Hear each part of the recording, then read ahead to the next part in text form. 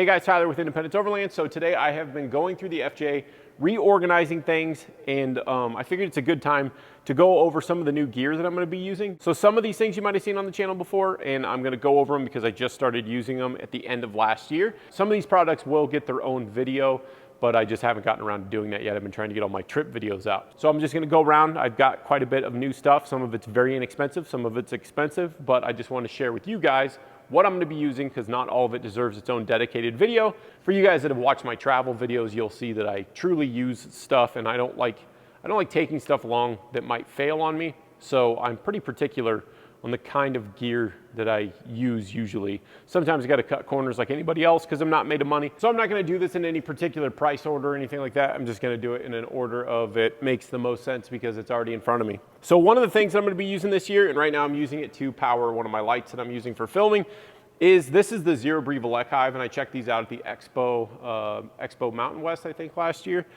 And this is an expensive battery. Even though I did upgrade my battery charger for the lithium battery that I have in the FJ, there's just certain trips where I need more power, and there's certain situations where it falls behind. And this year I'm gonna be doing some hot climate trips, and so being able to use the Zero Breeze AC with this when I'm in the desert and it's like 100 degrees is gonna be awesome because this will run the Zero Breeze on high for 18 hours, and it'll run it on the sleep mode for like 30 hours. So I can charge this with solar, or I can charge it off the battery, even though it's slower to charge it off the battery.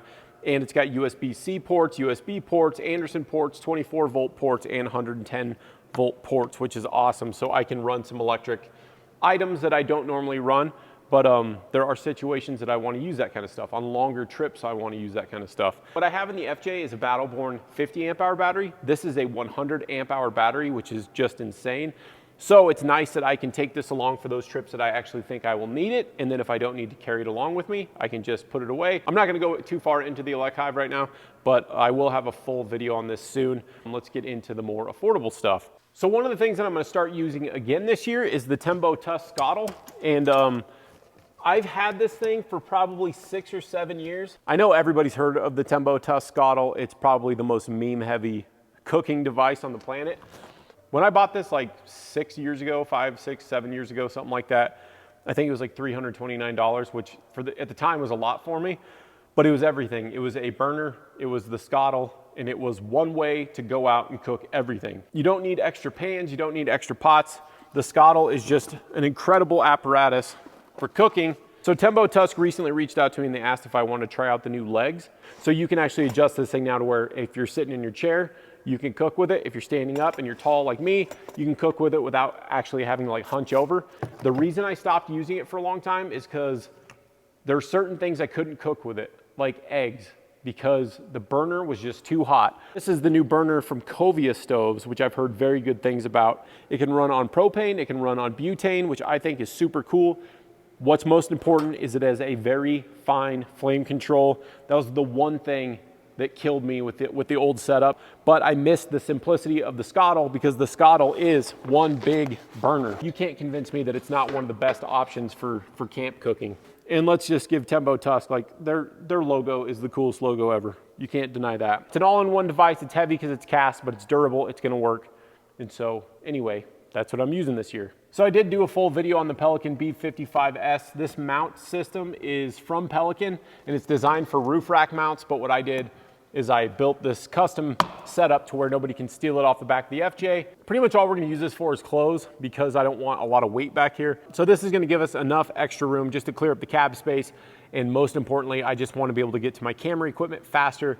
It's always such a hassle. I'm trying to improve these videos constantly. So this is gonna get some of that stuff out of the cab and make my life easier. The Pelican Case, I do have a video on that. I'll link that below or right here, wherever I have room for it. But this thing is super durable. It unclips and I can pull it off real fast. And then Natalia could even use it as like a step or something over by the fridge if she needs to. Because if you saw my Baja video, I had like a Plano plastic thing and it started breaking apart. It didn't last very long at all. So I wanted a more secure system. And I wish I would have thought about this years ago. The other thing that I'm trying this year are the Cliq Chairs. I did not get a discount on these. I bought these on Black Friday. 2 of these is the size of one of the smallest Kelty chairs that I was using. I'll still have the Kelty chairs, but I just won't carry them as often. The FJ is such a small vehicle and I haven't been able to find a good small chair. I've seen the Helinox or Helinox, whatever that company is, but I don't want to assemble a chair every time. I've tried to make things more simple, more easy to get to, more easy to set up. And the Cliq chair is definitely that, because the way these things set up, as I'm sure a lot of you have seen before, it's just a quick, let's see.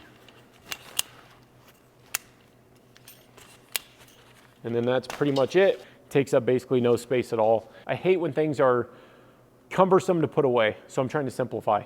And they're plenty comfortable enough for a camp chair. They're probably not gonna be quite as warm, but I think they're gonna be good enough. I don't know if Blue's gonna fit in one as good. She does like her chair. So anyway, but I got the Cliq chairs, and then putting them away is just about as easy. I'm sure I'll get faster as time goes on. So there's 2 chairs in this one little bag.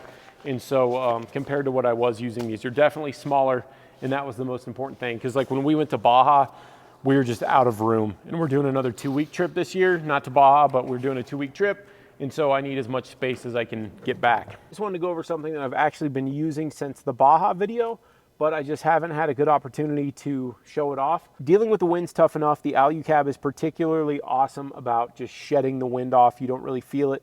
So the zippers are a big problem with any tent, and so I went through and I did these Max Edition zipper pulls on mine, on all of them, cut the zippers off, never looked back, and now, whenever the wind's going, there's no cling going on. So that is one of the cheapest and best upgrades you can do to your tent. No matter what brand your tent is, put these on. I think a couple sets of these will cost you like 30, 40 bucks if you have as many zippers as I have, and it is so worth it.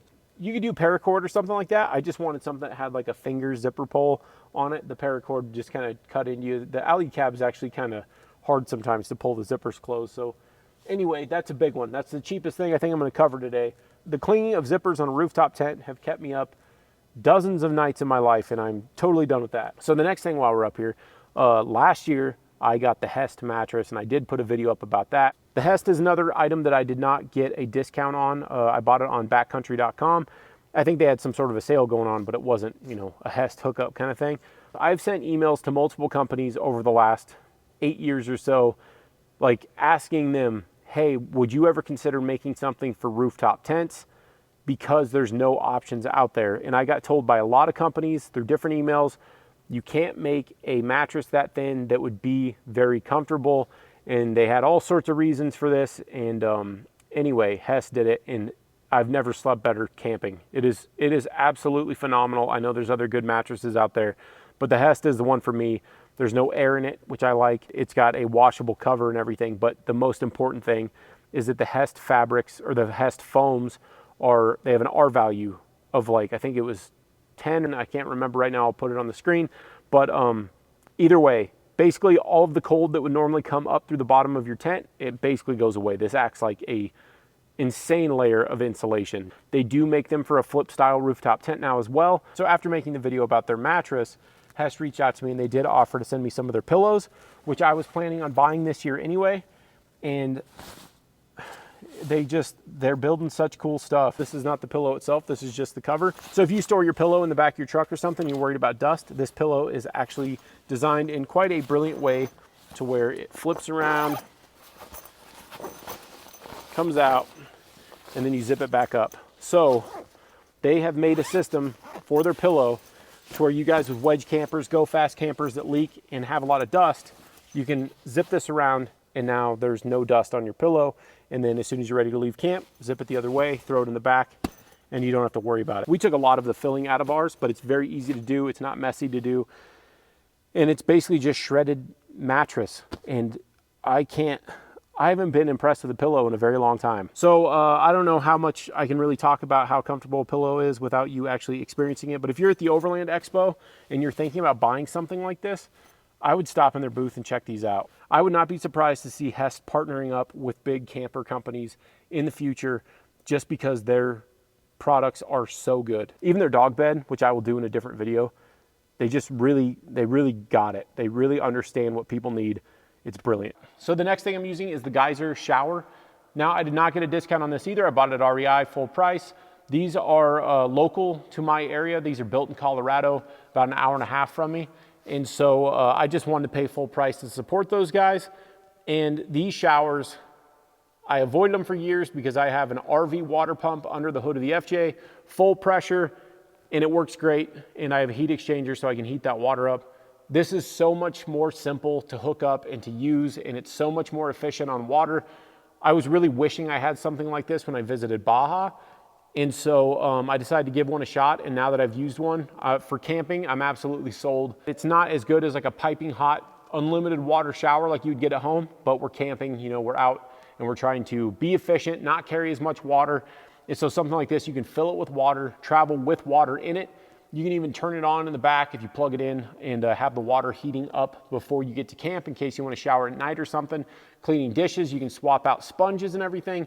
I'll link my full video on this, and I've already, you know, you can see that it's already taken some hits, but it's a very simple, effective device, and it's brilliant. They did a very good job designing this thing. Geyser is now the official shower company for the Overland Expos.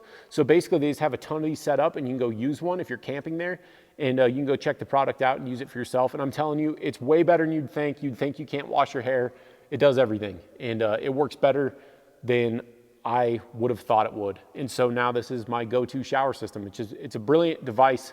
It's simple, but I am looking forward to using this a lot more this year. So next up, I did just realize that I have a Redarc shirt on. Redarc is not sponsoring this video, but they did send me a 40 amp BC-DC charger that I recently did a video on. The giveaway is over for anybody that watches that video. I thought my original 25 amp charger from Redarc was fast. Obviously the bigger numbers are gonna charge faster, but it's crazy how fast you can charge a battery. In the few situations that I did run my battery completely flat, I could charge it up just by starting the FJ and letting it run for a little while, and it's very effective. But now in those situations that I have to do that, 40 amps going into that battery is just absolutely insane. So now I have the 40 amp charger in there, and it's been phenomenal, and I have their wiring kit, which is awesome as well.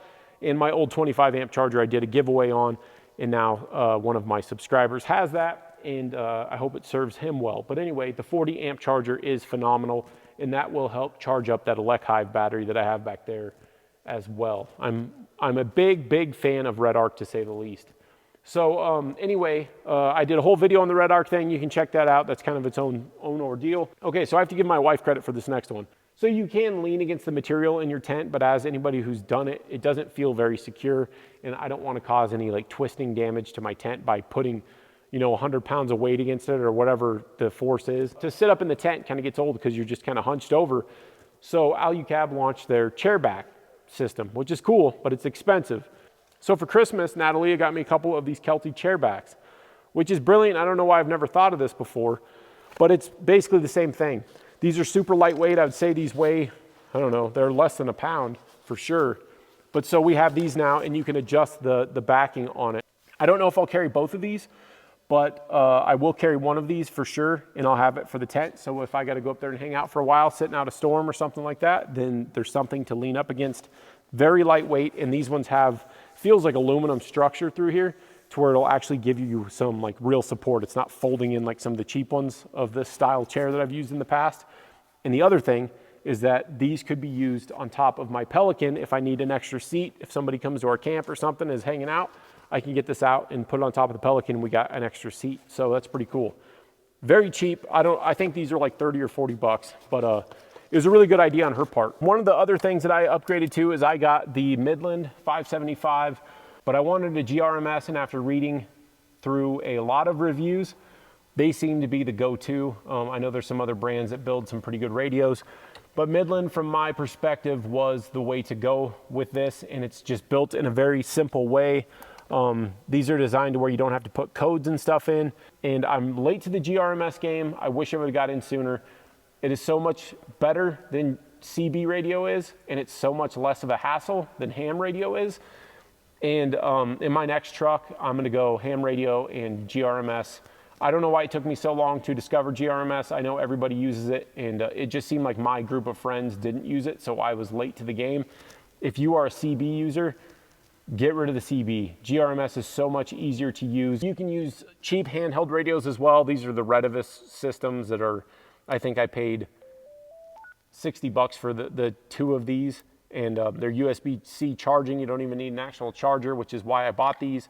And I can pass these off to a friend, or if we're spotting, we can use these. The GRMS audio clarity is just far superior to CB. Not quite as good as ham radio, I don't think. On CB, I can never understand what somebody's trying to say. So it seems like I spend half the conversation just being like, what did you say? And so anyway, I really love GRMS. I feel kind of stupid for not getting into this sooner. This is just one of those things that slipped under my radar, and now that I have it, I am totally sold on them. So last fall, I did a video on the open road winch. I had a worn winch in here, and it was an older winch, but it still had failed on me before, and I replaced the electronics on it. I rebuilt the thing, and it didn't fail me again, but Open Road had reached out to me, and they wanted to know if I would try one of their winches, so I'm gonna leave it in here for the year. And as you guys saw, I did quite a bit of winching last year just because I'm running basically a 34-inch tire, so there's a lot of stuff that this thing can't get up. And I have absolutely no shame in winching. A lot of people try to avoid using their winch. That's what I have it for, is to drag myself up stuff that my tires won't necessarily get me up or my weight won't get me up. So I will be using the Open Road winch. I've been very impressed with it so far, but I haven't really needed it to like climb up crazy rocks and stuff. So I'll be getting into that this year. I'm gonna have some new winch equipment on the front here. I've got the Factor 55 on here now. I'm gonna try out a new brand out of Australia here shortly. And they're building some pretty interesting stuff. And so you guys will see that going forward. But I just haven't gotten that stuff to test out yet. Also, what I'm using are some aux beam lights. They offered to send me some stuff, so I took them up on it. Because again, I don't want to put a bunch of money into this thing right now because I have big plans for the next build. So I'm trying to save where I can, but they've been pretty good. I just wanted lights to throw out there for when I'm driving at night on a Friday night to Utah or something. I'm always worried if I'm gonna hit a deer and my headlights just don't do it, because honestly, my headlights need to be replaced. But either way, headlights just don't have the throw like something like this does. And these are insanely bright. They're fairly affordable. This isn't really a truck upgrade, but this is a cool new piece of gear that I've found, and these are the Fenix headlamps. So I've been looking for a headlamp that has the red mode on it, is USB-C chargeable, because whenever I'm doing long exposure photography stuff or just filming at night, I want a flashlight that can both be recharged and have a red mode. And so I picked these things up recently. Again, no discount, no nothing, but they come off, and so you can clip it to your shirt or to your hat or something, so you can use it in a different manner. I think this kind of a light is my preferred style rather than the traditional headlamps, just because it's a little more adjustable as far as this goes, being able to clip it onto something and having the red mode. And I know you're probably thinking like, oh, all headlamps have a red mode. Oh, actually, a lot of the higher end ones that I've looked at anyway do not have a red lamp mode. One of the modes on here too is a super low output, which is something, again, that I look for. About these full price, but I do have links and stuff for them. These are a very cool flashlight. I haven't gotten to really use them that much, but this is the same style that I like, only it's rechargeable. And I'm all about rechargeable because I'm trying to move everything I have into a rechargeable version. I don't remember what month I got the Dometic faucet. I waited all year for these to come out, and I think they came out mid-year. But this is another device that is just, I cannot believe somebody hasn't created this before Dometic did. This is just such a smart idea, and I know a lot of people commented. The same thing exists on Amazon for 20 bucks. The problem with those is I don't trust a lot of the manufacturers for products that cheap to use things that are actually okay to go into the human body.